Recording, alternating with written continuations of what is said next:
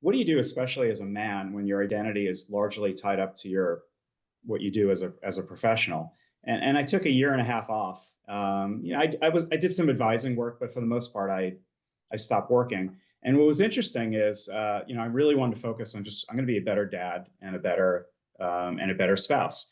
And what I found is, actually that can be a lot harder to really master that than being at work. That was number one. Number two is my kids, when they would introduce me when we're traveling, like, here's my dad, Scott. He's unemployed and homeless. It's technically true. They have a little gleam in their eye from saying that. But then also, I think just the idea of sabbatical. So taking 18 months for me, I think was a great experience. Not retirement, but it's taking a pause.